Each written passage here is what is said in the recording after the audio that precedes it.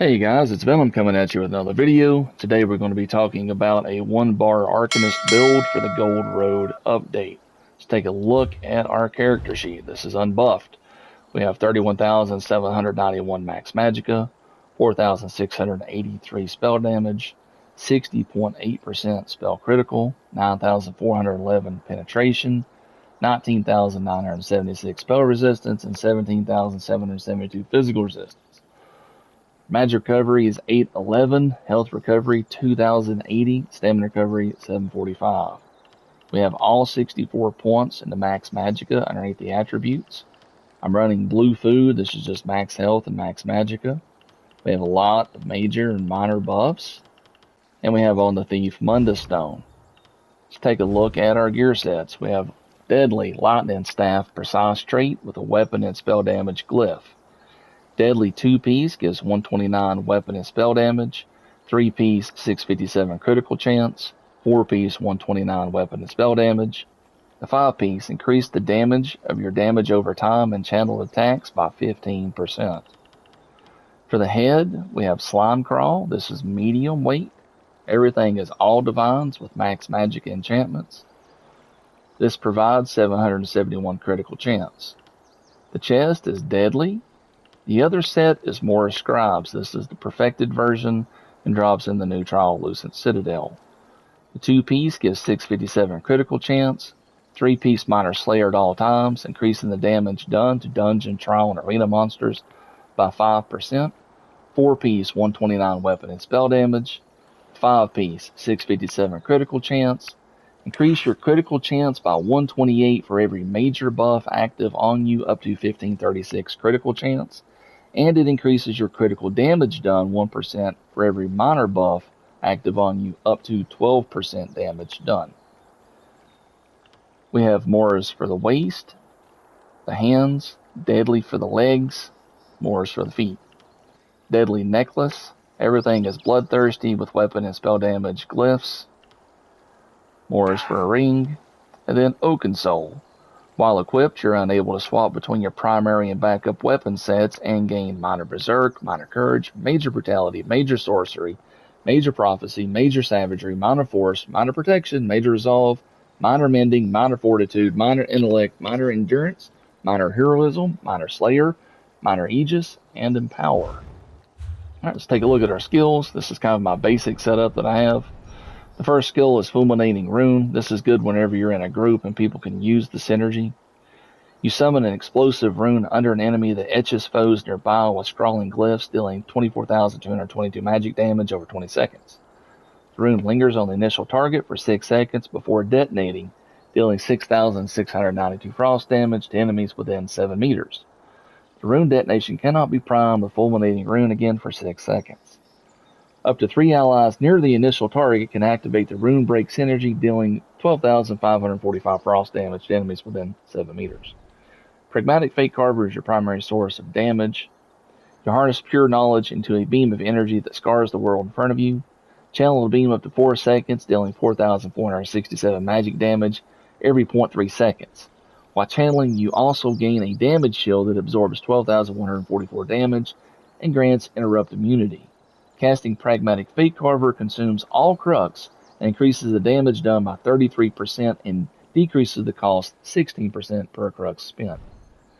Escalating Rune Blades is your spammable. Again, I do swap this out sometimes depending on what I'm doing. Craft a series of apocryphal runes before launching them at a foe, dealing 3,082 magic damage, 3,388, and 4,272 magic damage, and you generate a Crux. The last rune explodes, dealing damage to all enemies within 8 meters of the target.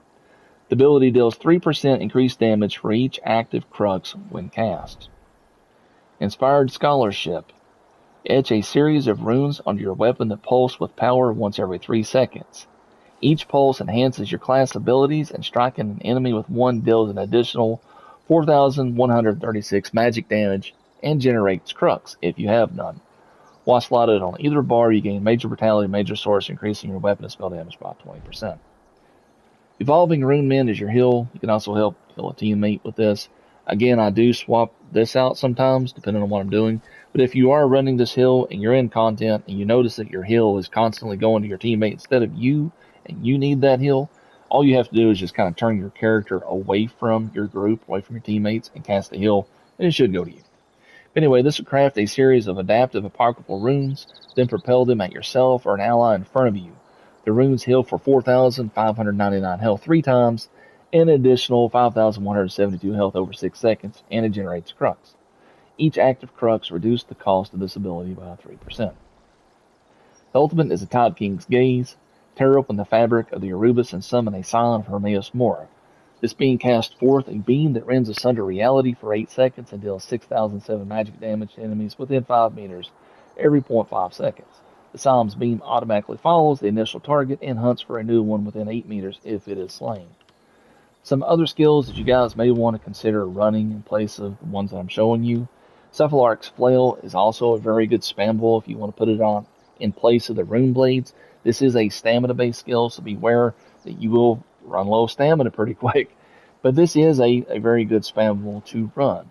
This will infuse your arm with abyssal magic to form tentacles that lash out at your foes, dealing 9,016 physical damage and generating crux. Enemies are immobilized for 3 seconds and marked with abyssal ink for 20 seconds. If an enemy is hit, you heal for 3,966 health once per cast. You deal 5% increased damage to enemies drenched in abyssal ink. Underneath the Soldier of Apocrypha, the Impervious Rune Ward is a pretty strong ward you can put on your guy. Like the Rune Knights of old, summon a shield that absorbs 16,558 damage for 1 second and then 8,279 damage for 5 seconds. If the shield persists, both shields scale off your max health. The first time you take damage, the shield retaliates and deals 3,525 magic damage to the attacker, scaling off your armor. Consume crux to heal yourself for 2,671 health, scaling off max health per crux spent. Crux Weaver Armor is a pretty good skill that I will sometimes run if I'm just trying to clear out trash packs. I'll put it on. This is your flex spot, the fulminating rune. So that's what I would recommend swapping out if you're swapping out skills. The Crux Weaver Armor, you forge a defiant runic armor around you, granting major resolve for 30 seconds, increasing your armor by 5,948. You already have that covered underneath Oakensole. The reason I run this right here is because it lasts for 30 seconds, and every 5 seconds you generate a crux whenever an enemy hits you. So you can generate up to 6 crux off of just one skill that you've cast. Again, it's pretty good if you just want to hurry up and get to your beam a little bit quicker and you're just clearing out trash packs. So while the armor persists, taking damage applies minor breach, reducing the armor of your attacker by 2,974 for 6 seconds. Blows against your armor also generate crux up to once every 5 seconds. Rune of the Colorless Pool is a very good skill to put on. I will run this skill. If no one else isn't already running this skill, then you want to run this skill. Sometimes you're in a group, someone already has it. Only one person in the group needs to have this on. A lot of times your tank will run this skill, but if not, put it on. So you etch an amorphous rune of your enemy's mind, paralyzing them in fear after a 1 second delay and stunning them for 4 seconds. The Undimensioned Phenomenon applies minor vulnerability and minor brittle for 20 seconds, increasing their damage taken 5% and their critical damage taken 10%. If used against a monster, paralysis lasts 8 seconds, and it cannot be dodged. So this is a really good skill for when you're fighting bosses. If you're trying to clear out, trash packs and stuff like that, you ain't gonna notice it very much. But against a boss, this is a very good skill to have on. Under curative rune forms, the Chakram of Destiny is also one of the skills I will sometimes flex out. If I'm running in a group and I notice that, it's more challenging content or the people around me need a little bit more survivability, this is a way you can put a ward on your guy and to your teammates. So you carve the Fate Crone's runes to create a spinning mystical disc that generates crux. Discs around you are up to 4 allies in front of you, granting a shield that absorbs 9,211 damage for 6 seconds. Recasting on a target already shielded grants a new shield that is 30% stronger. Discs prefer your reticle target or low health targets without shields. Just make sure, guys, that you grab all your passives for your class skills, and underneath your armor and destruction staff, make sure you grab your passives. So underneath the destruction staff, Elemental Susceptibility is a skill I will sometimes flex out if I'm running solo, or if I'm just going through, say, a 4-player dungeon and we're just 4-man DPS in it, for example, and we don't have a tank that's putting the major or minor breach on the target. I'll just throw on Elemental Susceptibility. My penetration's already pretty high, and I'm pretty close to the cap anyway. This is a pretty good skill. It's got a 35-meter range, lasts 30 seconds. It's free to cast, puts major breach, reducing the physical spell resistances by 5,948 every 7.5 seconds. The enemy is afflicted with burning, chilled, and concussion status effect. Just make sure, guys, you grab your passes for your light armor, your medium armor. Underneath the Fighters Guild, if you guys want to run some of these skills, you can. Just make sure, again, you grab your passives for them if you do. Underneath the Undaunted, same. Just make sure you grab your passes for it. I'm a high elf on this class, so whatever race you guys choose, just make sure you all grab your passes for it. Alright guys, let's take a look at our champion tree. And before we do take a look at this, I would like to recommend, guys, if you're trying to parse on 21 mil, I would recommend swapping around your gear sets to where you put medium on your body and light for your weapon and jewelry. So you run deadly on your body and then more scribes for your weapon and jewelry. For this particular setup in your champion tree, this is for in-game content. If you're trying to parse on the 21 mil target dummy, I would recommend changing out Fighting Finesse and Wrathful Strikes and put on Backstabber and Exploiter. Exploiter, is going to give you 10% damage done to off-balance enemies. Well, the target dummy is 100% off-balance. You're not going to really run into that in-game. You're not going to find something that is 100% off-balance all the time. And for Backstabber, you're not always going to be behind your target. The target dummy doesn't move around. You can just sit behind it. So again, this is for in-game content. Fighting Finesse is going to increase your critical damage and critical healing done by a total of 8%. Biting Aura is going to increase your damage done with area effect attacks by a total of 6%. Thermaturge is going to increase your damage done with damage over time effects by a total of 6%. Wrathful Strikes is going to increase your weapon and spell damage by a total of 205. For the red tree, we have Strategic Reserve. It's going to gain 30 health recovery for every 10 ultimate you have. Siphoning Spells is going to restore 300 magicka per stage whenever you kill an enemy by a total of 1,500. Fortified is going to grant 1731 armor. Balanced Vitality is going to give you 1,400 health.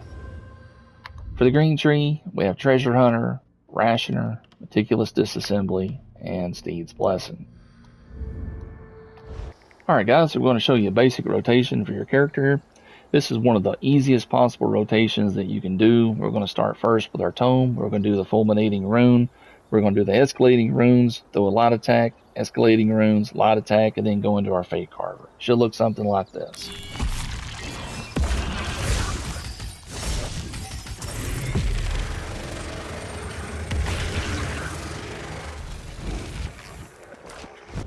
Alright guys, so let's talk for just one more second here about this particular setup. With Oaken Soul compared to, say, the Valerthi Mage Amulet, which is a very good mythic to run for a 2-bar build. With this right here, and you're trying to run the 2 sets, you're either going to run Core Riptide if you're Stamina, or Boss Out if you're on Magicka, and you're trying to work the mini game of getting your resources down really low to try to maximize your damage for the Valerthi. And if you ever do run low on resources, and I see people all the time that I play with, they run low on the resources and then they fall over. They say, hey, I got really good DPS, damage per second. And then you get into game with them and you realize they meant dead per second. So, this build is going to help a lot with survivability. You don't have to worry about getting your resources incredibly low, like stamina, for example, and then you need to dodge roll and you can't. Maybe you're on potion cooldown and you just stand there and whap, you're dead. So, with the Valerthi, this is going to reduce your damage of your light and heavy attacks by 99%. With Oaken Soul, not only do you get all these buffs, these majors and minors, which works perfectly with Moras and gives you this critical damage and critical chance buff, but if you ever do need to do a heavy attack, you're going to deal pretty good damage, actually, with your heavy attack, and you can generate your resources and get them back. And because we're running a lightning staff, you don't have to be point blank on your target to go up and smack them with your daggers to hurry up and try to get your resources back. You can sit back where it's safe, actually deal damage when you do your heavy attack, and then recover your resources. Then you're right back into weaving your skills. So I find this to be the best overall in-game setup for the Arcanist. It's definitely the most fun. I've had a blast playing on this build. I hope you guys will give this build a try. I think if you do, you're really, really going to enjoy it. And if you guys enjoy the video, please like, follow, subscribe, and I'll try to get back to you guys with another one. Have a good one.